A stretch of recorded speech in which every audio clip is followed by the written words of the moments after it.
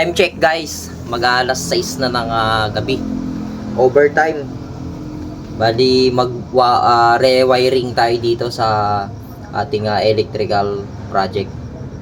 Yung last na gumawa dito guys is hindi ko maintindihan bakit ganito yung ginawa niya. Then panay flexible hose ang ginamit niyang safety ng wire. Then also guys, yung kanyang junction box, square box dito, then yung mga connection papuntang lighting, then papunta sa may kanyang splicing box sa may switch is wala siyang cover. Ito yung nadatnan ko dito sa may taas ng ceiling. Pinapalitan ko lahat ng wire niya, then layout tayo ng ibang electrical works. Bali kuan guys, yung dating circuit breaker nito, then hindi tama yung mga connection kasi dito sa may JMac store guys is ang dami nilang mga heavy appliances na sinasaksak sa mga outlet, which is hindi siya maayos. Then undersize yung wire, wala silang kanya-kanyang home run. Kaya ang nangyari dito is lahat ng saksakan niyang pang kitchen is pumuputok sila. Then yung mga wires niya is hindi magandang klase, malambot, kaya nasusunog. Sinabi ko kay boss is rewiring tayo, then sundan natin yung standard. Then kinausap ko siya kung ano yung mga appliances na isinasaksak nila dito sa kanyang store guys. Then nilagyan natin ng kanya-kanyang circuit breaker. Bali guys, ito yung nadatnan ko. Tinanggal ko na yung ibang splicing niya dyan. Yan yung papuntang circuit breaker sa may panel board. Then yung kanyang service entrance wire guys is ito. Nandito sa 1/2 na flexible hose. Ang number nung one guys, service entrance niya is number 14mm. Then ang nakalagay sa may panel board na nadatnan ko is 100 ampere. Hindi match yung 100 ampere sa may 14mm na service entrance wire. Bali ito guys, babaguhin natin to. Ito yung nag-layout nung last na gumawa. Ayan. Sinamantala namin dito guys para hindi siya mainit pagkatanghali. Pag ganitong ceiling ang pinapasok ko guys is gabi ako tumitira, nagwa-wiring para hindi mainit sa katawan, din para sa ating safety na din. May walis tambo ako dito para pangtanggal ng agiw dito sa may ceiling. Yan. Ito guys yung ginawa ng electrician na last. Ito. Ipakita ko sa inyo para yung mga nagpapagawa ng electrical works, magka-knowledge kayo sa mga pinapagawa yung electrical works. Ito siya. Yan. Ito guys yung sa may ceiling. Ayan o. Pagka steel trusses yung ipapagawa yung project guys, residential or commercial, huwag kayong gagamit ng flexible hose. Yung flexible hose guys, sa umpisa lang yan maganda. Pagka tumagal yan, lulutong, mababasag yan. Kaya itong flexible hose hindi na namin gagamitin. Nagpabili ako ng mica tube para sa safety ng wire. Then ito guys wag nyong gagawin to kasi napaka unsafe to. Ayan yung gumawa na last dito guys. Yan. Pagka maglalagay kayo ng junction box, lalo sa may splicing, square box, full box guys, takpan nyo yan. Hindi pwedeng walang cover yan para sa safety ng splicing ng wire natin dyan guys. Ito, napaka bulky. Share ko lang sa mga nagpapagawa ng electrical works. Karapatan yung magtanong sa electrician kung ano yung pinaggagawa nila sa inyong bahay or ipapagawang resident project guys. Ito Hindi ko naman sinisirahan yung electrician dito guys, para ako ma-aware lang kayo kung ano yung hindi dapat gawin sa electrical works. Gaya nito, hindi dapat ito. Napaka-unsafe nito guys. Sinasabi ko sa inyo yan. Bali, wash out lahat ng electrical nito guys. Papalitan natin siya ng bago. Ayan. Bagong layout ng electrical works. Guys, pan tayo. Backlash tayo. Tatanggalin natin to lahat. Then, another layout tayo ng electrical works.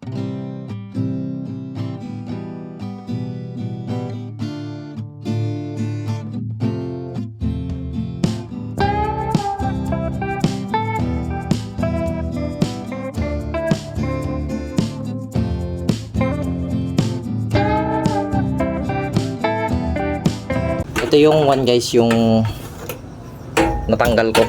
Ito yung unang electrician na gumawa. Then meron pa dun sa kabila, sa may mga madaming pin light.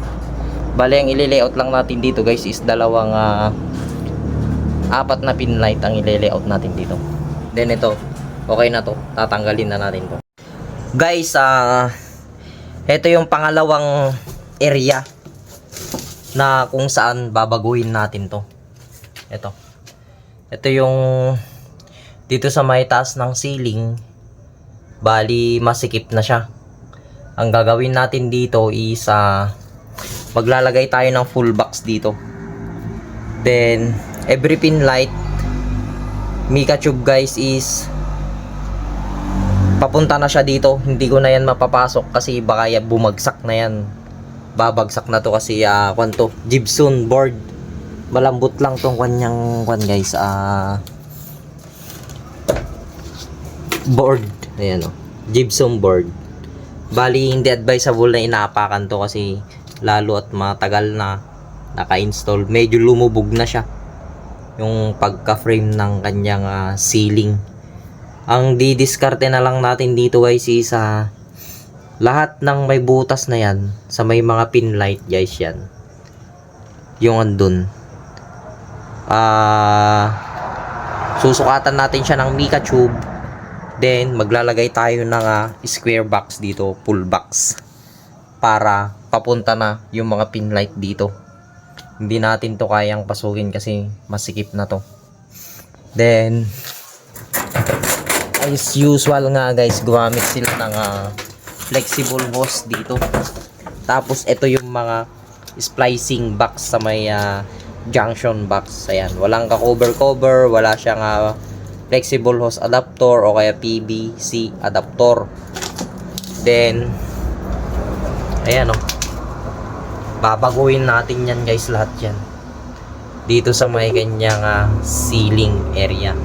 Diskarte natin is tatanggalin natin lahat ng mga ni-wiring setup nila dito. Ayan, puro spaghetti yung mga ginawa dito sa may kanyang wiring installation. Ito, wag na wag nyong gagayahin to guys, napaka unsafe sa electrical works. Then sa may ari ng shop na to, ito yung pinaggagawa ng electrician na gumawa dito sa shop mo. Ito. Ayan. Hindi na tayo gagamit ng flexible hose. Gagamit tayo ng mica tube. Mas better ang mica tube kaysa flexible hose para hindi siya ngat-ngatin ng mababait na alaga. Then also may nakakapasok dito na guys na pusa. Ang daming tae ng pusa dito sa taas. Ayan So yun lang guys, tatanggalin ko na to. Wala akong taga-video. Hindi ko din nakuha yung tripod ko. Kaya update ko kayo pag natanggal na natin tong kanyang wiring na nakaka-install dito ngayon. Guys, bali update. Ito na. Clear na yung wiringan na natin. Natanggal ko na lahat ng flexible hose na naka-install dati dito. Then ganun din yung kanyang junction box dito. Ayan, okay na siya. Bali may naiwan dito guys. Ito papalitan natin to para sa may aircon ito. dun sa may labas. Yung kanyang home run, ito siya. Ayan.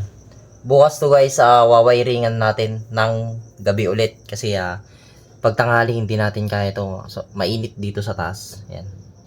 Bali, latag tayo ng another layout ng pin light, drop light, then track light dito sa may kanyang shop ni boss. Ayan. Ayusin natin to guys. Hindi na yung dating naka-install na kung ano-ano ang naka-install, din napaka-unsafe yung ginawa nila dito. So, yun lang guys. Stay tuned sa ating videos. Bali, minsan na lang ang pag-post ko dito. As one na. Wala na siyang part 1, part 2, and part 3. Time check guys, 7:30 ng gabi. Panay ang overtime namin dito kasi hindi lang ito yung electrical project na ginagawan ko. Meron din akong ginagawang ibang electrical project. Bali, eto guys, patapos na kami. Doon na lang kami sa kusina magwa-wiring.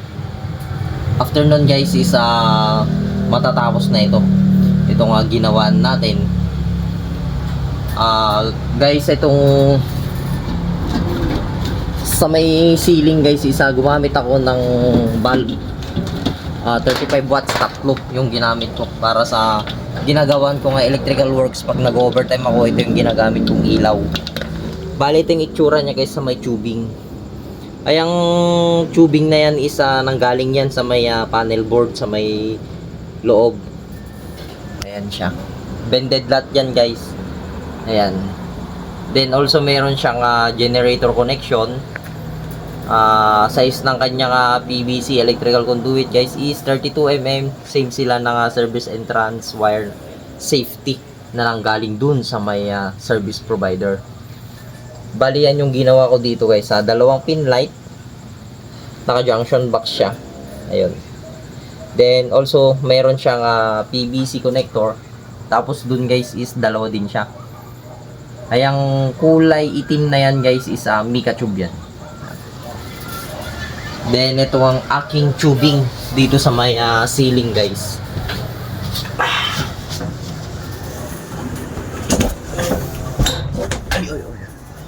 Then also guys, ito yung mga pin light, 14 pieces yan. 6 watts, 3 color. Hanggang dun sa may dulo yan guys. Tapos guys, ito sa may pendant light, bali 5 pendant light yan. Dito na yung pinaka splicing nya sa may square box. Then also yan guys, gumamit na ako ng flexible hose dyan. Pinadaan ko sa may walling yan, sa may poste. Dahil wall light yung nilagay natin dyan guys. Dun sa dulo guys, 1, 2, 3. Then pang 5 yung andun. Then also gumamit ako ng guys ng PVC connector sa may flexible hose. Ayan siya. Then sa mga nagtatanong kung paano ko inassemble si mica tube nang meron siyang PVC connector, first guys is ginunting ko dito. Ginunting ko dyan, dinalawa ko yan. Then yung PVC connector na 1/2, nilagay ko dyan yung mica tube na ginunting ko.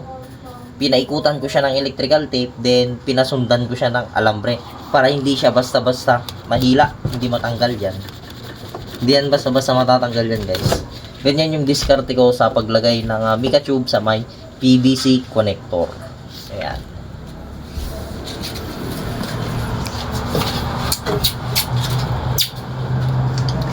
Bali, itong area na to guys is extension to. Pinaluwang nila tong shop. Kaya medyo madaming na-install dito na lightings. Yung dating itsura guys ng nadatnan natin dito is napakalala. Hindi okay, hindi maganda yung pagkaka-wiring niya. Then also pala dito guys is meron din akong square box. Then nag-iwan ako ng 2 spare dito. Kung sakaling magdadagdag si boss para dito, dito nila ipapasok. Yan. Square box to guys, then mica tube. Bakit ganyan? Ang daming mica tube na naka ibabaw diyan sa may ceiling. Ang kuan ko lang guys, kaya ganito ang ginawa ko dahil napakasikip nitong ceiling. Hindi ko siya mapapasok. Yung mga lightings niya guys andun oh. Yan. Mga pin lights yan. Hindi ko mapapasok to kasi masikip. Kaya ang diskarte ko dito guys, kada pin light is walang putol yan, diretso yan mula dito sa may square box. Kaya ganito yung exposed na mica tube dito sa may ceiling.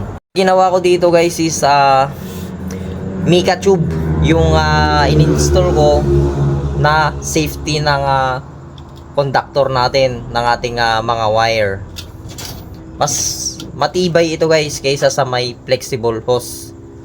Then also hindi siya basta-basta kayang ngat-ngatin ng daga. Then hindi yan basta-basta masusunog itong mica tube. Mahal man siya guys, pero okay naman siya, good siya. Matibay ito. Ganito yung mga ginagamit ko sa iba kong electrical works. Pagka flexible hose guys yung ginagamit ko isa sa mga surface type, yung hindi malalagyan ng ceiling, okay yun sa mga kahoy, ganun guys. Pwede nating gamitan ng siglam. Yun yung mga ginagamitan ko siya ng flexible hose. Then also hindi siya pwedeng itanim sa may walling yung flexible hose. Ang nilalagay ko is PVC para mas safety yung ating conductor. So ito guys, ipinapakita ko itong ginawa ko kasi para malaman ng may-ari kung ano yung pinaggagawa ko dito sa electrical works niya. Ayan. Pagka may natatapos ako electrical project guys, is ganito na yung ginagawa ko.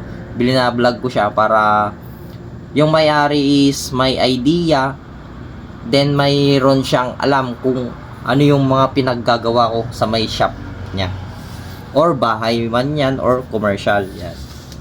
So sa baba guys, ipapakita ko yung ating layout ng lightings niya. Bali guys, dito pala sa may kanyang panel board, naglagay ako ng spare para sa kung magpapadagdag sila ng aircon, dyan nila kukunin yung home run, dyan nila papadaanin. Ayan, all goods na siya guys. Guys, bali ito yung project nating rewiring, napalitan lahat. Bali itong ginawa ko guys is ipapakita ko sa inyo kung paano ko siya ni-layout. Ito. Gumamit ako ng dito guys ng full box dahil marami nang pumasok dito na home run, then switches na nanggaling dito sa nilagyan natin ng mga pin lights. Yan. Then also binutasan ko siya ng guys na metal hulso. And gumamit ako ng PVC connector na 1/2. Then makikita nyo guys, merong kulay itim dito na parang hose. Ang tawag dito guys is mica tube, 1/2 size yung ginamit ko. Ito yung nagpapunta sa may pin light. Ayan. Then also guys, sa splicing pala gumamit ako ng rubber tape, then electrical tape. Lahat ng junction box guys, square box, full box is tatakpan natin yan. Hindi pwedeng naka-expose lang siya. Hindi gaya ng dati guys na nadatnan ko dito is naka-expose, walang takip yung mga junction box. Unsafe yun guys para sa electrical works. Then after nito guys, pag na-terminate na natin to, ipapakita ko sa inyo kung paano ko siya terminate dito sa kanyang panel box. Pag nag-install kayo ng MCB dito sa kanyang panel board, ganito siya maglagay. Bale ito guys, dito sa ilalim, silain nyo to. Hilain nyo, then itulak nyo. Ganyan. Then ganito din siya. Hilain nyo siya, then itulak nyo pa ganun. Yan. Then pag i-install nyo yan, dapat ito nakababa siya. Itong groove na to guys is itutusok nyo dito sa bandang. Ilalagay nyo dito itong groove na ito. Ganyan lang guys ang pag-install. Then, saka nyo, to guys, hilain. Pag ganito, usang babalik yan. Yung, pag tumunog na siya guys, ibig sabihin nag-lock na siya. Ganun din yung isa. Hawakan nyo dito, then, hilain nyo pag ganito. Then, bitawan nyo. Yun. Ayan guys, nakalock na siya. Hindi na maalis yan. I-terminate ko siya. Wait kung tayo dito, grounding tayo. Kasi di ito nga shop na ginawan natin is madami silang appliances na heavy. Kung kasi ito store. Ito nga i-installan natin ng rewiring ng electrical. Bali yung main niya guys is 125. Service provider. Then generator line guys yan. Bali i-termination na natin to.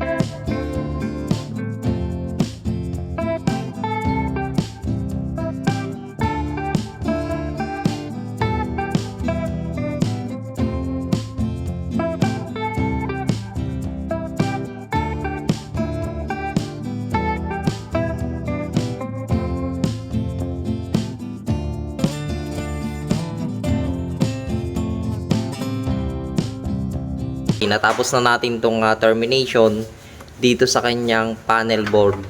Bali 2 layer tong MCB circuit breaker, Schilin brand.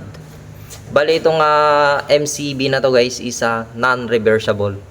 Bali yung non-reversible guys, ito yung supply natin. Yan yung line natin, then ito yung load. Itong load nya guys is nag-jumper ako papunta dito. Then dito yung bus bar natin. Yan yung line side natin. Then, ito yung load side. Bali, yung color coding, hindi na natin nasunod. Bali, nag-tagging na lang tayo. Itong may tape na puti is yan yung neutral natin dito sa may loob ng shop. Then, also guys, yung kanyang main circuit breaker, 125 ampere. Then, also, meron siyang pang generator. Gumamit ako sa main circuit breaker natin ng 38mm THW, then 14mm sa may kanyang generator line. Then also meron siyang guys, grounding earth. Ito, kulay green. Itong yung grounding earth natin. Bali yung mga appliances nila dito is heavy. Mga 3-prong yung mga kanilang male plug. Then also lighting natin guys, dalawang line natin sa may lighting outlet, then also sa may regular CO. Sa may kitchen, bali 5 linya sa may kitchen, gumamit tayo ng 5.5 mm squared. Then yung kanyang grounding earth guys is 3.5 yung ginamit natin. Also dito sa kanyang pangalawang layer ng MCB is yung mga SPO natin is minimum tayo 5.5 yung kanyang wire. Then meron siyang grounding earth. Ito 5.5 lahat to guys.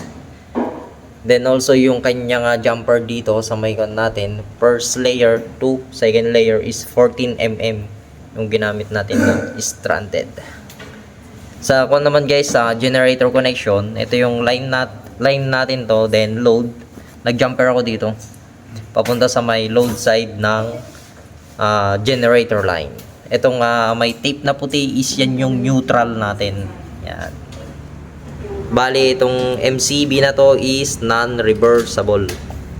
Hindi siya fading guys. Itong bus bar hindi fading dito sa ilalim.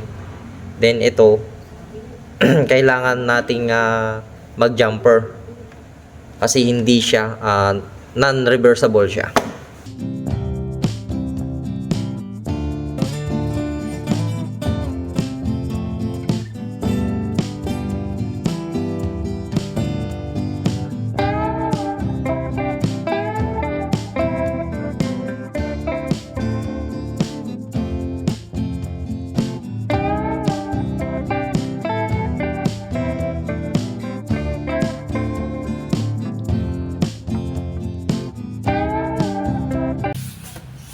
Then pagka gusto nyo buksan tong cover nya guys, press nyo lang to. Then pag i-open ay close nyo,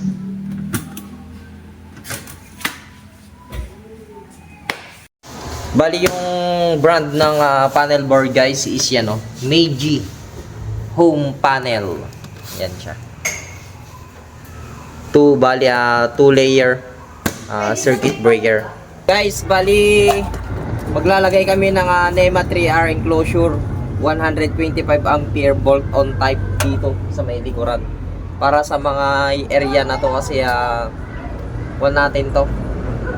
Lalagyan na natin ng safety breaker dito sa may labas, sa may outside. Bali grounding banding tayo dito guys. Then lalagay tayo ng ito yung para sa kanyang grounding banding. Then papasok dito yung sa may line side, then load side. Also gagamit tayo ng bar level. Tapos gagamit tayo ng nail gun guys para hindi na tayo magbabarena.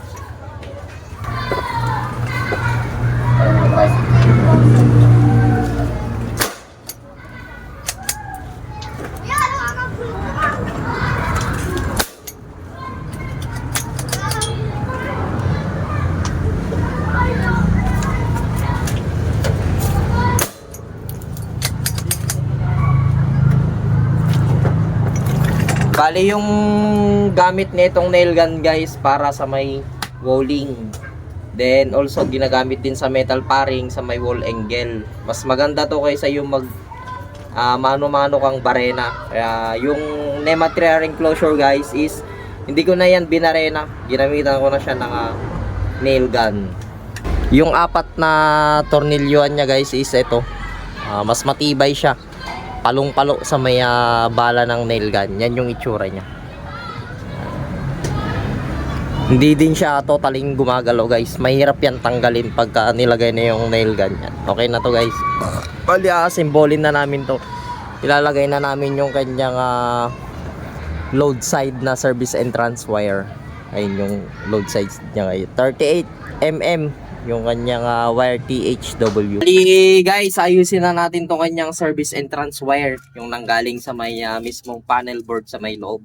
Assemble na natin dito sa may kanyang NEMA 3R.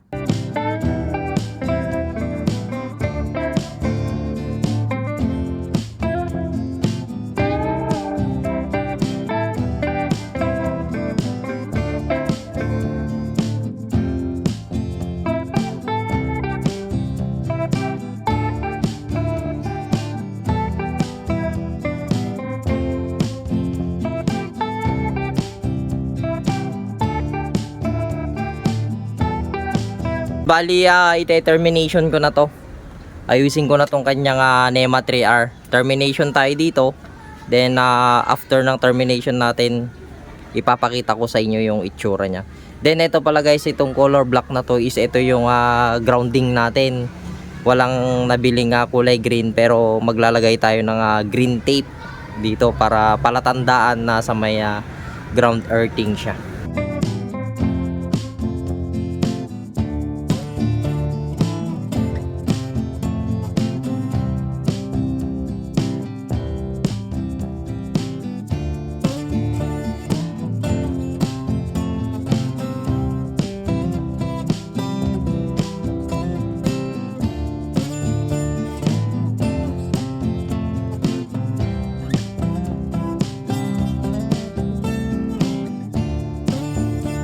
Guys, bali natapos ko na itong in-installan ng NEMA 3R dito sa may labas ng ginagawa nating electrical works. Bali, ito yung ating load side guys papunta sa loob ng shaft. Then ito naman yung ating line papunta sa ating service provider. Then ito yung kanya guys, grounding equipment ng mga appliances natin sa may loob. Naka-attach dun sa may panel board itong wire na ito.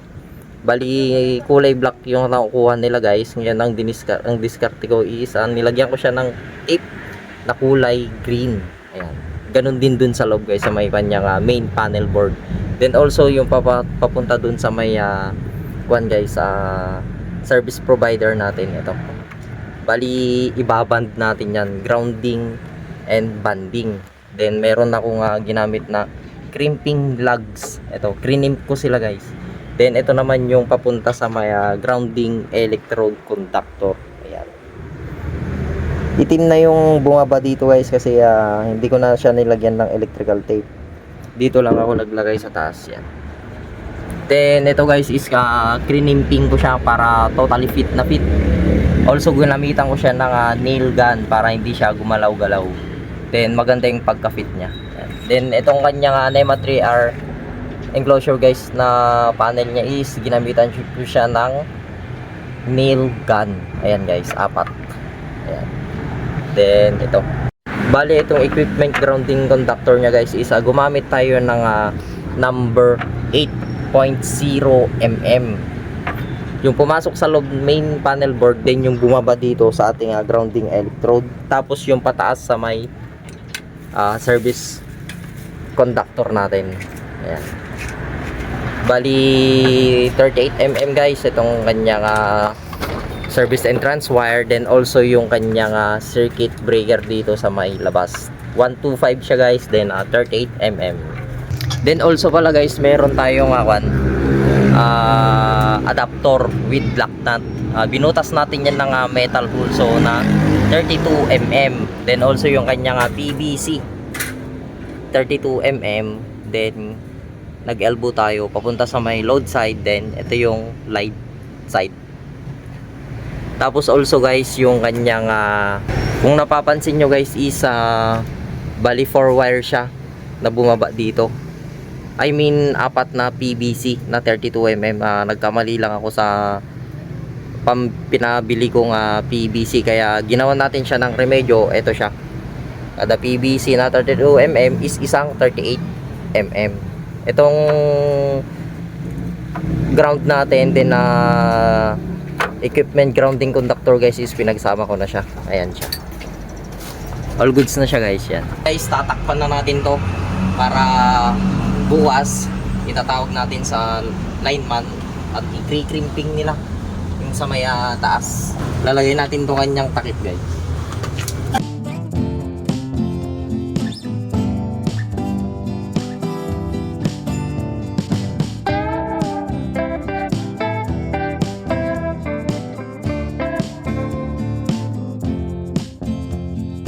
Bali, ito na yung itsura niya guys sa ating NEMA 3R dito sa may outside. Yan, okay na siya.